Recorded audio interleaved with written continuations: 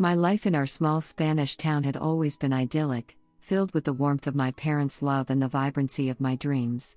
As the only child of wonderful parents who were the center of my universe, I felt cherished and supported. Every morning I awoke to the scent of my mother's cooking and my father's laughter, feeling like the luckiest girl in the world.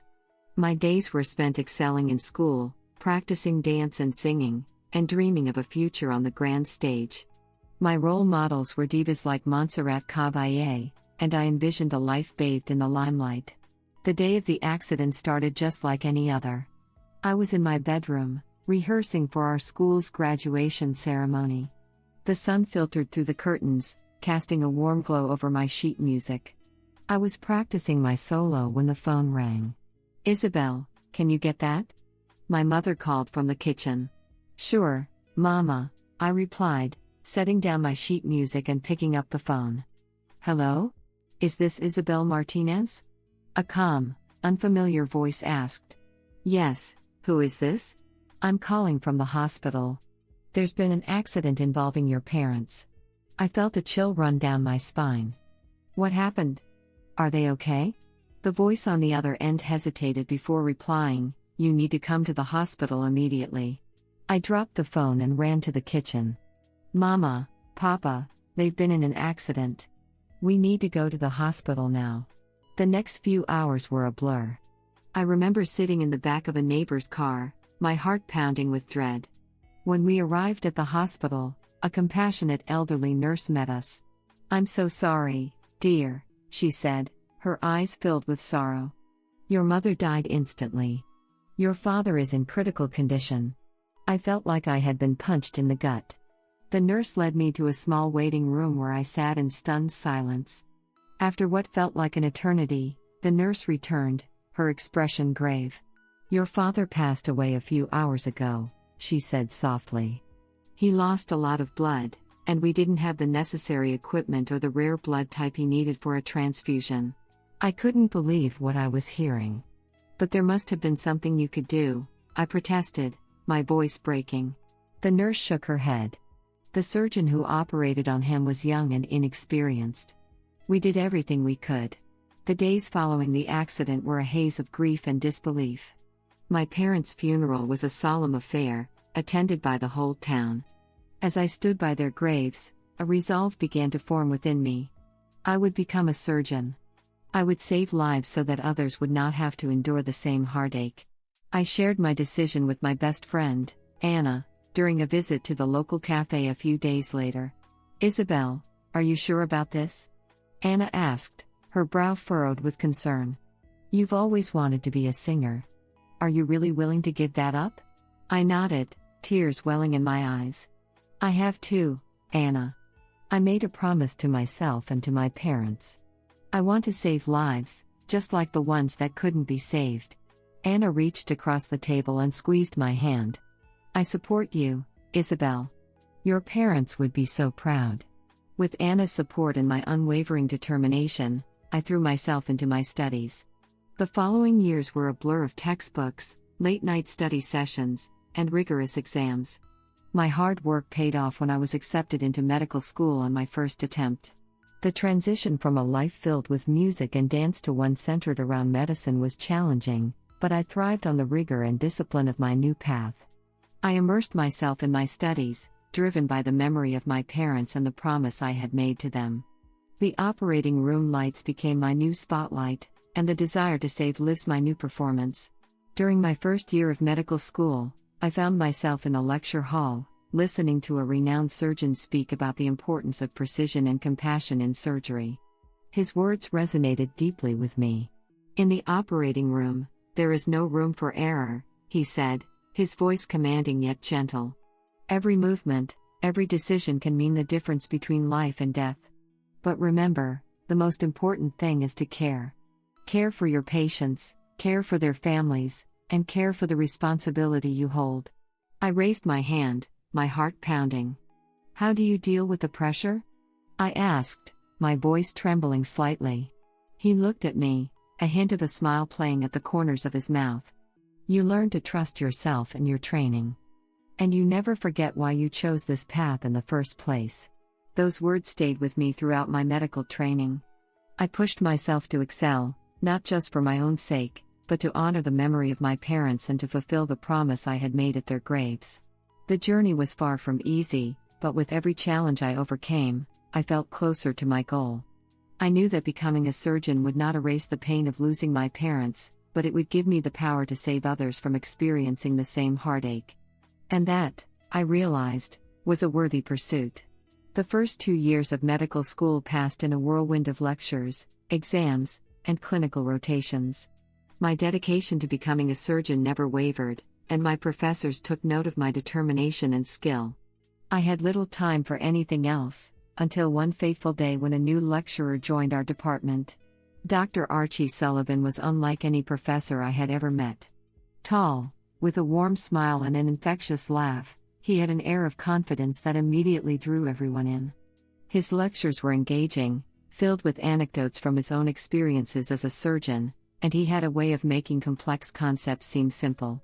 One day, after a particularly challenging anatomy exam, I found myself lingering outside the lecture hall, going over my notes. "Isabel, right?" Archie's voice interrupted my thoughts. I looked up, startled. "Yes, Dr. Sullivan? Call me Archie," he said with a smile. "I noticed you were the first to finish the exam. How did it go?" "I think it went well," I replied, feeling a flush rise to my cheeks. "I hope I didn't make any mistakes." Archie nodded. "Confidence is key, but so is humility. It's good to see both in a student. Keep up the good work, Isabel." Our interactions became more frequent after that. Archie often sought me out after lectures, asking about my studies and offering advice. His interest in my progress was both flattering and inspiring. Despite the 14-year age difference, we quickly developed a rapport that extended beyond the classroom. One evening, after a late lecture, Archie caught up with me as I was leaving the building. "Isabel, do you have a moment?" he asked. "Of course, Archie. What's up?" "I was wondering if you'd like to grab a coffee. I'd love to hear more about what drives you to pursue surgery," he said, his eyes twinkling with genuine curiosity. I hesitated for a moment, then nodded. "I'd like that." Over coffee, we talked about everything, from our favorite books to our most challenging cases. I found myself opening up to him in ways I hadn't with anyone else. I told him about my parents, the accident, and the promise I had made to them. He listened intently, his expression softening with empathy. "Isabel, you've been through so much," Archie said, reaching across the table to take my hand. "Your strength and determination are truly inspiring." "Thank you, Archie. That means a lot coming from you," I replied, feeling a warmth spread through me. Our coffee meetings became a regular occurrence, and our bond deepened. Despite our efforts to keep our relationship professional, it was clear to both of us that there was something more between us. By the end of my 3rd year, we could no longer deny our feelings. We began seeing each other secretly, careful not to let our relationship interfere with our work. Our romance was like a whirlwind, passionate and all-consuming. Archie was everything I had ever wanted: kind, supportive, and deeply committed to his work. We spent countless nights discussing our dreams and aspirations, and he often spoke about his own struggles in the surgical field. "I'm considering moving into academia full-time," Archie confided one night as we lay in bed, the city lights casting a soft glow through the window. "Surgery is fulfilling, but it's also relentless. I want to make a difference in a different way, by teaching and mentoring the next generation of surgeons." I looked at him, surprised. "But you're such a talented surgeon, Archie. Why give that up?" He sighed, running a hand through his hair. "There's more to it than just talent, Isabel. There's a lot of pressure, and I've seen things go wrong. I want to help others avoid the mistakes I made." Despite my concerns, I supported his decision. We got married shortly after I graduated, and I was filled with hope for our future. We moved into a beautiful house outside the city, surrounded by a delightful garden. Our happiness was complete when our daughter, Sophia, was born, followed by our son, Matteo. I took a step back from my career to focus on our family, content in the warmth of our home and the love we shared. However, as time went on, Archie's decision to leave surgery began to create a rift between us. He became increasingly secretive about his past, and I couldn't shake the feeling that there was something he wasn't telling me. Our conversations grew strained, and the once warm glow of our relationship started to dim. One evening, after a family celebration, I overheard Archie talking to an old friend. "Do you ever regret leaving surgery?" his friend asked. Archie's response was hesitant. "Sometimes, but I felt like I had no choice. I couldn't face the operating room anymore." "Was it because of that incident?" his friend pressed. "The one with the patient who died?" Archie's silence was deafening. I felt the knot form in my stomach as I realized there was more to his story than I knew. That night, as we lay in bed, I turned to him. "Archie, what happened back then? Why did you really leave surgery?" He sighed, looking up at the ceiling. "Isabel, there's something I need to tell you. Something I should have told you a long time ago." I sat up, my heart pounding. "What is it?" He took a deep breath. "I made a mistake during an operation. A man died because of my inexperience and overconfidence. I couldn't save him, and it's haunted me ever since." Tears filled my eyes as I listened to his confession. "Why didn't you tell me before?" "I was ashamed," he admitted. "And I was afraid of losing you if you knew the truth." I reached out to touch his face, my voice trembling. "Archie, I love you, but we can't keep secrets from each other. We need to face this together." Despite my words, the damage was done. The trust between us had been fractured, and our once solid foundation began to crumble. Archie's guilt and my unresolved grief created a chasm that seemed impossible to bridge. In the months that followed, our marriage continued to deteriorate. Archie threw himself into his academic work, while I struggled to find my place in a life that no longer felt like my own. The love that had once been our anchor now felt like a distant memory, overshadowed by the secrets and lies that had come between us.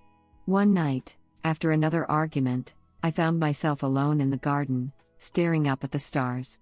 I realized that the path I had chosen, to honor my parents and save lives, had led me to a place I never expected. The promise I had made was still my guiding light, but I knew I needed to find my own way forward. The next day, I made a decision. I would return to medicine, not just as a surgeon, but as a healer. I would find a way to reconcile my past and my present, to heal the wounds that had torn my family apart. It was time to reclaim my life, for myself and for my children. As I packed my things, Archie approached me. "Isabel, where are you going?" "I'm going back to the hospital," I said, my voice steady. "I need to find myself again, and I need to honor the promise I made to my parents." He nodded, tears in his eyes.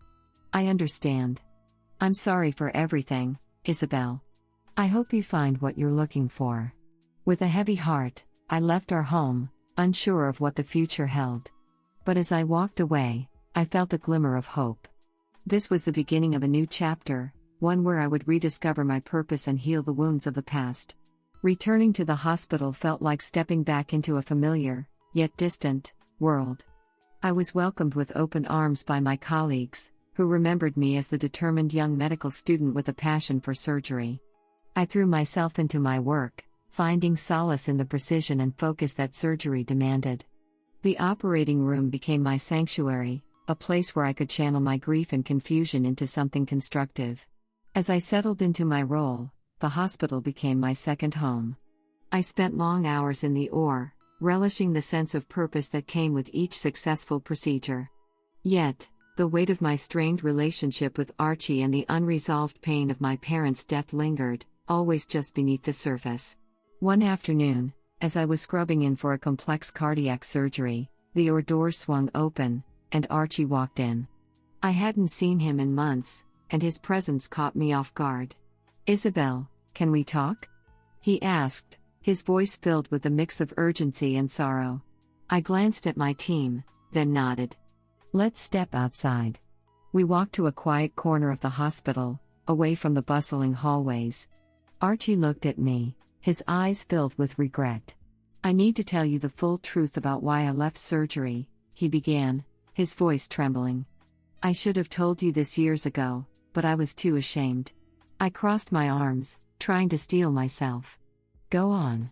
He took a deep breath, looking down at his hands. The patient who died because of me. It was your father, Isabel. I was the one who operated on him after the accident. I made a critical mistake, and I couldn't save him. The world seemed to tilt on its axis as his words sank in. I felt a cold chill run through me, followed by a surge of anger and grief. My father? I whispered, my voice barely audible. You were the one? Archie nodded, tears streaming down his face. I was inexperienced, overconfident. I thought I could handle it, but I was wrong. I've lived with the guilt every day since. My mind raced, memories of my father's last moments flashing before my eyes. The grief that had driven me to become a surgeon now felt like a heavy, crushing weight. Why didn't you tell me? I demanded, my voice rising. Why did you keep this from me? I was afraid, he admitted. Afraid of losing you, of what it would do to you. I wanted to protect you, but I see now that it was a mistake. I turned away, unable to look at him. You should have told me. You owed me the truth. There was a long, painful silence between us. Finally, I spoke, my voice cold and distant. I need time to process this, Archie. I don't know if I can forgive you. He nodded, his shoulders slumping in defeat. I understand. I just needed you to know the truth. As he walked away, I felt a torrent of emotions, anger, sorrow, betrayal. My father's death had always been a wound that never fully healed, and now it felt raw and open once more. The person I had loved and trusted the most had been hiding the truth from me all along. That night, I sat alone in my small apartment, staring at the photos of my parents that adorned the walls. The pain was almost unbearable, but amid the grief, there was a determination to honor their memory in the best way I knew how, by becoming the best surgeon I could be. The following weeks were a blur of surgeries and sleepless nights. I poured myself into my work, seeking refuge in the hospital's sterile environment. Yet, the revelation about my father's death gnawed at me, a constant reminder of the fragility of life and the importance of every decision I made in the operating room. One evening, as I was finishing up my notes, Dr. Emily Martinez, the chief of surgery, approached me. She had been a mentor to me since my early days in medical school, and she could always sense when something was wrong. Isabel, can we talk? She asked gently. I nodded, following her to her office. Once we were seated, she looked at me with concern. I've noticed you've been different lately. Is everything okay? I hesitated, then decided to confide in her. Archie told me the truth about my father's death. He was the surgeon who made the mistake that cost him his life. Dr. Martinez's eyes widened in shock. Oh, Isabel, I'm so sorry. That's an incredibly heavy burden to bear. I don't know how to process it, I admitted. I feel betrayed, but also, I don't know if I can ever forgive him. She reached out and took my hand. Healing takes time, Isabel. It's okay to feel what you're feeling. Just remember, you're an incredible surgeon and a strong person. Don't let this break you. Her words were a balm to my aching heart. I knew I had to find a way to move forward, for my sake and for my parents' memory. The path ahead was uncertain, but I was determined to navigate it with the same strength and resilience that had brought me this far. The next morning, I received a call from the provincial hospital where my father had died. They were struggling with outdated equipment and a shortage of skilled surgeons. They needed help. As I hung up the phone, I felt a sense of clarity. This was my chance to make a difference, to honor my father's memory in the place where his life had ended. I made arrangements to transfer to the hospital, ready to face the challenges ahead and transform it into a place of healing and hope. Before leaving, I met with Archie one last time. We stood in the garden of our old home, the memories of happier times all around us. I'm leaving for the provincial hospital, I told him. I need to do this for my father, and for myself. Archie nodded, his eyes filled with sorrow. I understand. I hope you find the peace and purpose you're looking for, Isabel. I looked at him, the man who had once been my everything, and felt a pang of regret. I hope you find your own redemption, Archie. With those words, I turned and walked away, ready to embark on a new chapter. The journey ahead would be difficult, but I was determined to face it head on, armed with the strength of my parents' love and the resilience they had instilled in me.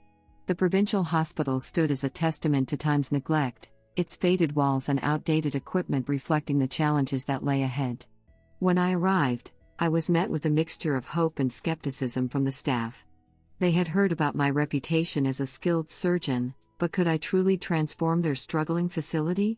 My first week was a whirlwind of assessments and meetings. I walked through the wards, noting the lack of resources and the exhausted expressions of the overworked staff. Despite the daunting task ahead, I felt a renewed sense of purpose. This hospital had become a symbol of my own redemption, a place where I could make a tangible difference. Dr. Evelyn Grant, the hospital's chief administrator, welcomed me warmly. She was a seasoned professional, her silver hair and kind eyes conveying both wisdom and weariness. "Dr. Evans, we're thrilled to have you here," she said, shaking my hand firmly. "We desperately need your expertise." "Thank you, Dr. Grant. Please, call me Isabel," I replied with a smile. "I'm eager to get started. We have a lot of work to do." Over the next few months, I dedicated myself to revitalizing the hospital. I collaborated with Dr. Grant and the board to secure funding for new equipment and implemented rigorous training programs for the staff. Slowly but surely, we began to see improvements. The operating rooms were upgraded, and the morale among the staff started to lift. One evening, after a particularly long day, I was in my office reviewing patient files when there was a knock on the door. I looked up to see Dr. Grant standing there, holding a bottle of wine and 2 glasses. "Thought you might need a break," she said with a grin. "You've been working nonstop." I laughed, grateful for the gesture. "A break sounds wonderful. Please, come in." We sat and talked, the wine easing the tension of the day. Dr. Grant shared stories of the hospital's history, and I told her about my parents and my journey into medicine. "You've been through so much, Isabel," she said softly. "Yet, here you are, making a difference. Your parents would be incredibly proud." Her words touched me deeply. "Thank you, Evelyn. This hospital. It feels like I'm finally where I'm supposed to be." As the hospital began to thrive, word spread about our success. We started receiving more patients, and the community's trust in us grew. One day, as I was preparing for a complex surgery, a nurse approached me with a worried expression. "Dr. Evans, we have a patient in critical condition." "It's Dr. Moore," she said, referring to Archie. My heart skipped a beat. I hadn't seen Archie since our last conversation in the garden. I rushed to the ER, where I found him unconscious, suffering from severe internal injuries sustained in a car accident. The irony wasn't lost on me, now it was my turn to save him. I scrubbed in, my mind racing. Memories of our time together, the love we once shared, and the pain of his betrayal flooded my thoughts. But as I stood over him, I knew I had to put all that aside. He was a patient in need, and I was his surgeon. The surgery was long and grueling, but we managed to stabilize him. As I sutured the final incision, a sense of relief washed over me. I had done it. I had saved him. A few days later, Archie woke up in the ICU. I visited him, my emotions a mix of relief and uncertainty. He looked weak but managed a faint smile when he saw me. "Isabel," he whispered, his voice hoarse. "Thank you." I nodded, sitting beside him. "I couldn't let you go without a fight." He reached out, taking my hand. "I've had a lot of time to think. About us, about everything. I'm so sorry for the pain I caused you." "Archie, we've both made mistakes," I replied softly. "But what matters now is how we move forward." Over the next few weeks, I checked in on him regularly. Our conversations were tentative at first, but gradually, we began to reconnect. The hospital staff noticed our interactions, and Dr. Grant often gave me knowing looks, but I didn't mind. Archie and I had a complicated history, but there was a chance for healing and forgiveness. One evening, as Archie was recovering in his room, I brought him a cup of tea.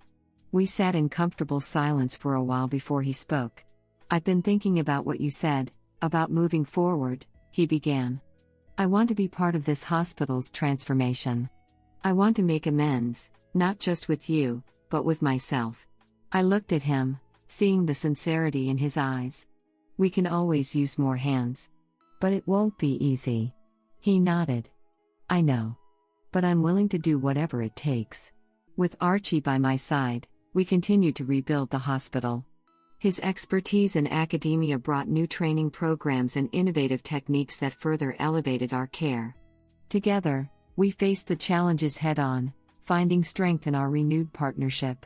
As months turned into years, the hospital flourished. The once neglected building became a beacon of hope and healing for the community. Our children visited often, inspired by the work we were doing. They saw the dedication and passion we brought to our roles, and it sparked their own interest in medicine. One evening, as the sun set over the hospital, Archie and I stood on the rooftop, looking out at the town that had become our home. We've come a long way, he said, his arm around my shoulders. Yes, we have, I agreed, feeling a sense of peace. And there's still so much more to do. Our journey had been filled with pain and loss, but also with redemption and renewal. Together, we had found a way to honor my parents' memory and build a legacy of our own. And in doing so, we had discovered that the path to healing was often paved with the very trials that tested our strength. The sun was setting, casting a warm golden glow over the hospital that had become our second home. As Archie and I stood on the rooftop, I reflected on the journey we had taken to get here. The years had been filled with challenges and triumphs, but we had found our way back to each other and to our purpose. Our children, Emily and James, had grown into remarkable young adults.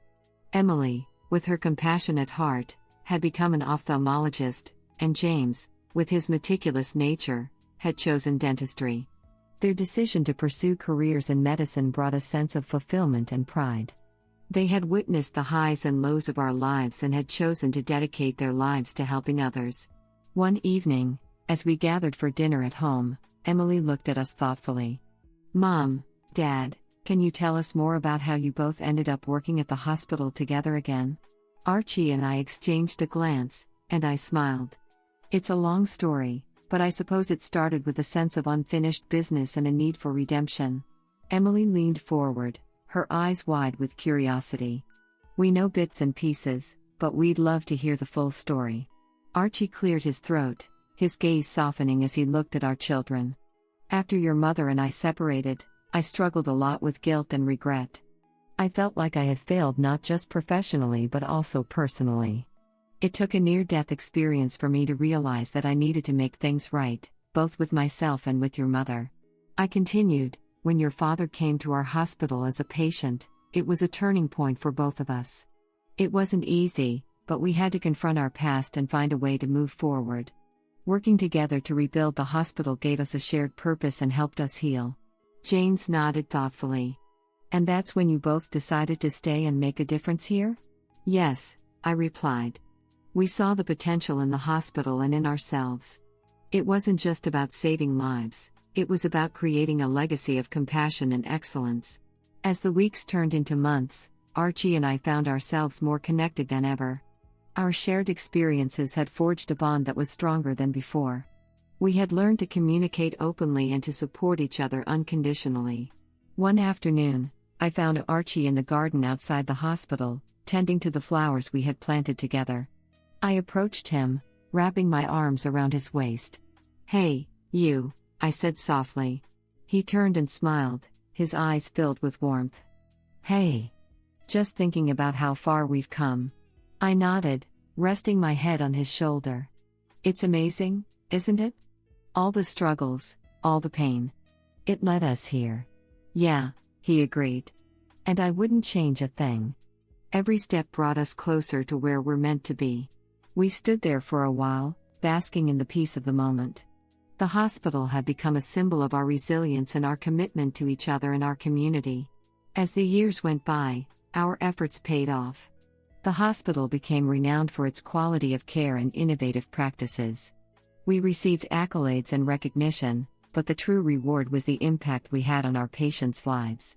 One day, Emily approached me with a thoughtful expression. Mom, I've been thinking.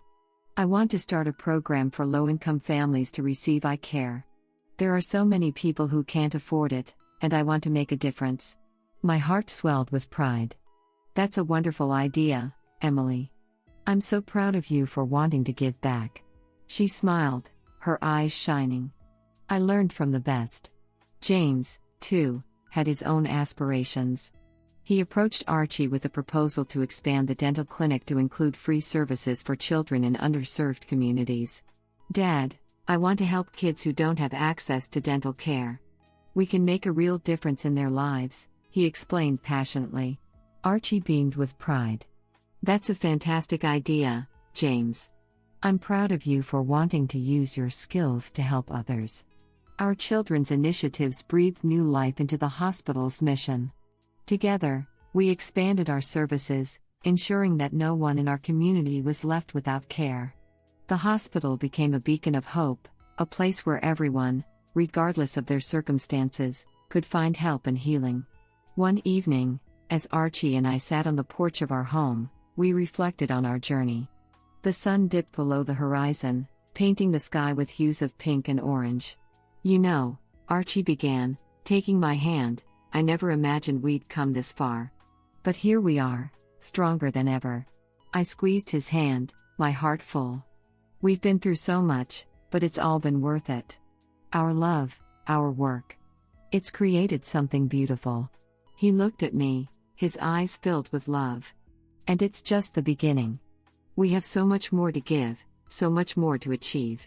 In that moment, I realized that our legacy wasn't just about the hospital or our careers. It was about the love and dedication we poured into everything we did. It was about the lives we touched and the difference we made. As the stars began to twinkle in the night sky, I felt a profound sense of peace. We had found our way through the darkest times, and now, we were building a future filled with hope and promise. Together, we had created a legacy of compassion, resilience, and love. And in doing so, we had found our true calling, not just as doctors, but as partners, parents, and healers. If you like this story, please subscribe, like, click the bell, and leave a comment. Thank you in advance.